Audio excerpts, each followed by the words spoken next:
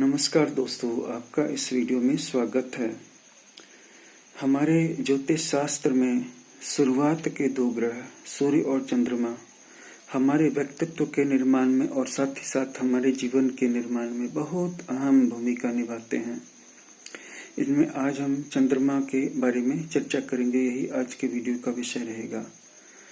खास करके जब चंद्रमा चौथे भाव में विराजमान रहता है तो जातक का अपने घर से बहुत लगाव होता है। जिनके भी चौथे भाव में चंद्रमा रहता है, ऐसे जातक अपने घर को एक आश्रय स्थल की तरह देखते हैं और घर को छोड़कर के कहीं दूर नहीं रहना चाहते हैं, या अगर कहीं दूर चले भी जाते हैं तो वापस घर लौट करके आते हैं। घर का मतलब सिर्फ छत और दीवारों वाले घर से नहीं है।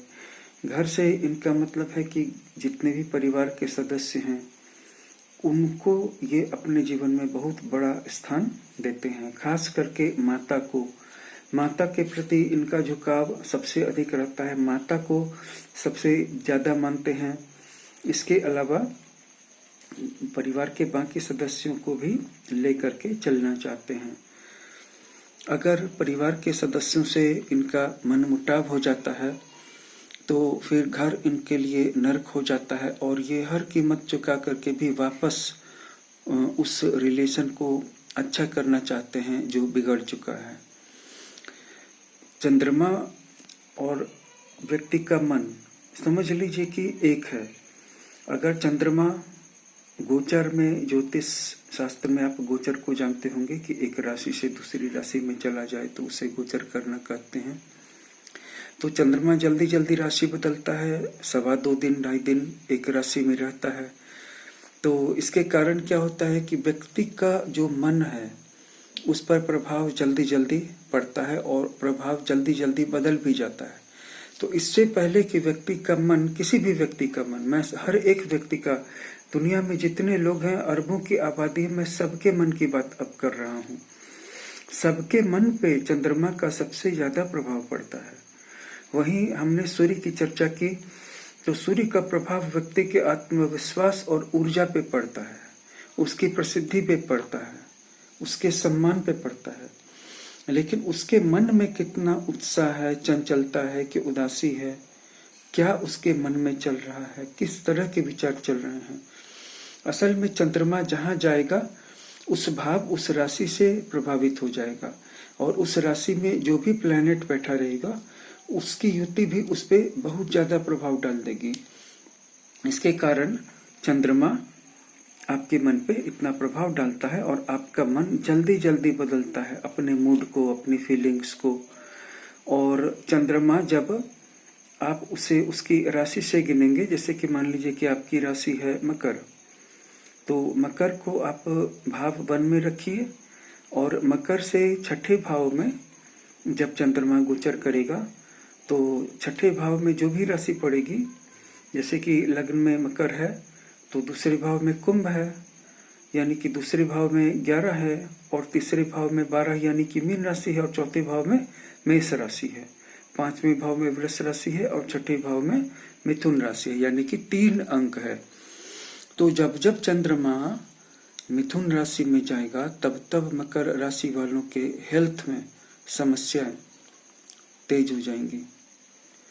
अभी जिन लोगों के शरीर में कोई बीमारी नहीं है उनको भी अनईजी लगेगा, बड़ा सफोकेटेड सा फील होगा जब जब चंद्रमा मिथुन राशि में जाएगा। इसी तरह जब जब चंद्रमा 5वें भाव में जाएगा यानी कि वृष राशि में जाएगा, मकर राशि वालों को बहुत अच्छा लगेगा। इसी तरह से जब जब चंद्रमा उनके 9वें भाव में जाएगा उनका भाग्य चमक जाएगा। उस समय आप मिट्टी भी छुएंगे तो सोना हो जाएगी। तो अपनी चंद्रमा की गति को पहचानना बहुत जरूरी है। चंद्रमा का गोचर आपके जीवन में मायने रखता है, मीनिंग रखता है। और आपका कोई भी काम अटका हो, जब जब चंद्रमा अच्छे भावों में जाए, जैसे चौथे भाव में जाए, 5वें भाव में जाए, 9वें भाव में जाए, 10वें भाव में जाए, लग्न में जाए, उस वक्त आप कोई भी रुका हुआ कार्य टच कीजिए और वो कंप्लीट हो जाएगा, सक्सेस कर जाएगा।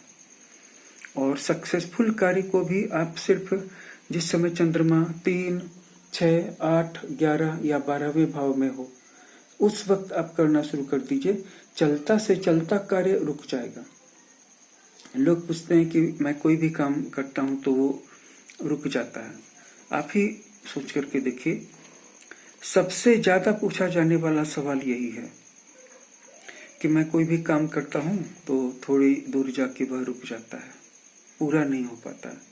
इसका कारण है कि उस कार्य को संपादित करने के लिए उन्होंने जो दिन चुने थे, उस समय उनके चंद्रमा का गोचर अशुभ भावों में चल रहा था।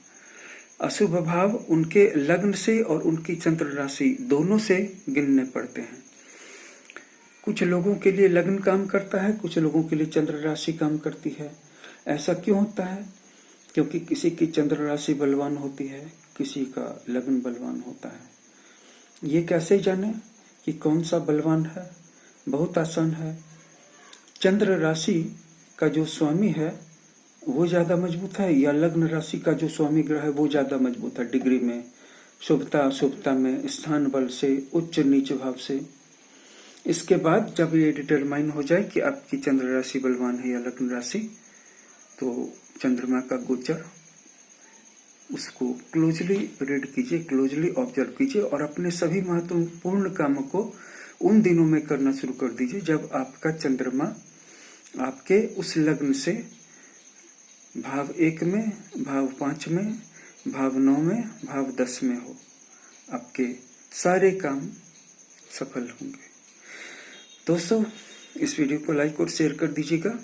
अगर आपका अपनी जन्म कुंडली को लेकर के कोई क्वेश्चन हो या एनालिसिस कराना चाहते हो, हस्तरेखा दिखवाना चाहते हो, जेम स्टोन पहनना चाहते हो, तो भी आप हमारे व्हाट्सएप नंबर पर संपर्क कर सकते हैं। यहाँ पे एक नॉमिनल फीस ली जाती है, एडवांस पेएबल, जो कि मात्र 500 रुपए की है, जिसे कोई भी अफोर्ड कर सकता है। और हम इस बात का आपको भरोसा दिलाते हैं कि यहाँ बहुत अच्छी एनालिसिस की जाती है। धन्यवाद।